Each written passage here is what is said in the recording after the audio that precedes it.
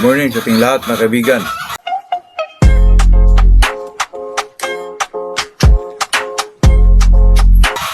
Dito na naman tayo sa ating ating usapang magmamanok.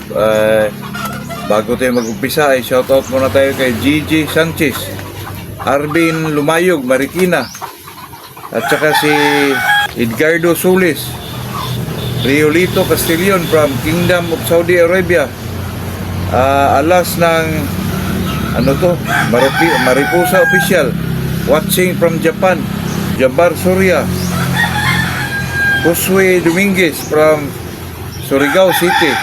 Magandang umaga sa inyo lahat po, lalo na itong mga kaibigan natin na OFW po. Sana mag-ingat kayo dyan mga kaibigan, kasi medyo ito kasi OFW na tayo ay medyo may tayo dyan, miss natin yung pamilya natin dito sa Pilipinas.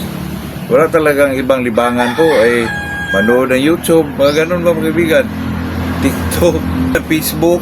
Yun naman talaga po ay talagang nakapagbigay ng libangan sa atin dyan mga kaibigan. Kaya napaka-importante ay talagang hindi natin kalimutan yung mag-pray mga kaibigan. Totoo yan. Itong pag-usapan natin sa araw na ito mga kaibigan, ito pong sinasabi nilang stretching. Bakit mahalaga ang stretching sa isang manok po? Lalo na pag ikaw ay magkondisyon sa isang manok, napaka-laking tulong po itong stretching mga kaibigan. Kasi po ang benepisyo ng isang stretching po mga kaibigan ay napakalaking bagay po, lalo na pag umpisa kang exercise sa iyong manok. Kailangan mo munang i-stretch yung manok po mga kaibigan para maiwasan natin yung injury ng ating mga manok po. Pag-stretching ka mga kaibigan, napakalaking bagay dito sa ating mga manok. Lalo na itong tinatawag nating mga kaibigan, yung palo na talagang extended ang palo na isang manok po. Pag gawa ka ng stitching po, yung palo ng isang manok mga kaibigan ay talagang masagad talaga.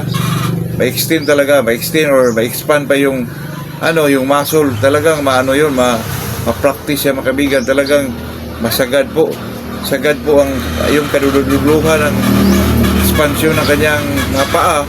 Talagang umaabot po doon mga kaibigan. Sumasagad talaga, kaya yung palo ng isang manok ay talagang extended pa po. Yung talagang maabot talaga niya kung gaano kalayo yun, kasi talagang niya mga kaibigan, mapalo niya ng gusto po na, kasi mga kaibigan pag ang manok hindi mo masyado in-stretch po ay talagang gumitigas yung muscle na talagang parang makungkong na lang mga kaibigan.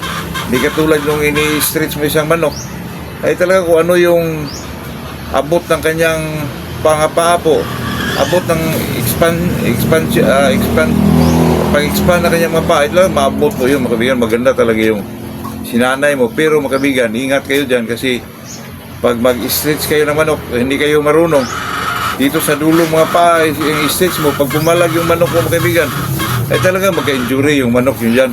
Kailangan talaga pag mag-stretch ka, dito ka talaga sa pinaka dulo, doon mo parang ibaliktad yung mga kaibigan, napunta dito sa likuran po, kasi yun talaga ang tamang huwag nyong basta lang mag-stretch mga kaibigan, kasi kalimitan yan ay talaga may injury po yung mga manok natin dyan mga kaibigan.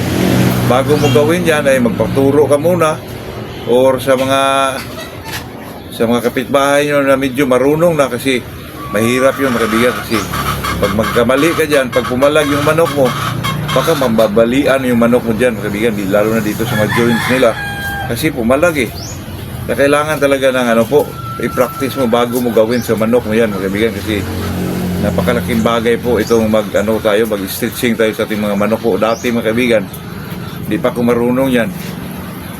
Talagang kung nakulangan ako sa manok ko mga kaibigan, nung may nakapagsabi naman sa atin na medyo na close din natin, na talagang tinuturo sa atin kung paano mag-stretch ng mga manok, talagang nakuha talaga yung ng manok mga kaibigan, yung talagang extended ang mga palo na yung mga manok po. Napaka-importante itong stretching mga kaibigan.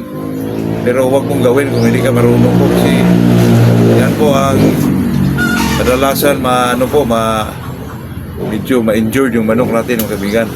Okay lang naman yung kahig ka, bangga, pero iba talaga yung gumagamit ka ng stretching po. Talagang mabina talaga yung mga muscle ng yung mga manok. Talagang ma-practice na Kasi itong muscle, mga kaibigan, pag hindi mo yan ginagalaw masyado, tumitigas yan.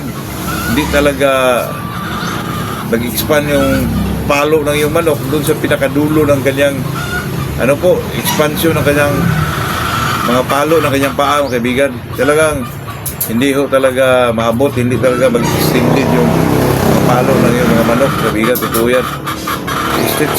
Stretchable ba yung niya, mga kaibigan? Yung malayo yung niya, abot ng kanyang mga paa. Kaya kailangan natin mag-stretch po.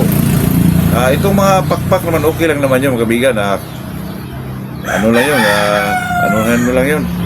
Parang ganun lang, mga kaibigan ba? Para ibira niya ng ganun. Kasi ang napaka-importante talaga itong mga paa po. Kasi yan ang ginagamit nila sa pagpalo, mga kaibigan. Tingnan niyo po, mga kaibigan, pag palagi nyo ini-stretch yung manok nyo. May nagtanong naman sa akin yung mga stag, pwede ba? Ano? Mas maganda, mga kaibigan, sanayin nyo ang manok nyo sa stag pa sila po. Para sa pagdating ng medyo may edad na sila, madali nyo na lang silang i-stretch, mga kaibigan. At saka makita nyo po mga palo, mga kaibigan. Ako, napakaganda po. Napakaganda po ang nila. Yung bato nila sa palo nila, mga kaibigan. Ay talagang tumatama talaga. Hindi yung parang pinipigilan, mga kaibigan. Totoo yan. Ako naman ay dati ay experience talaga natin yan.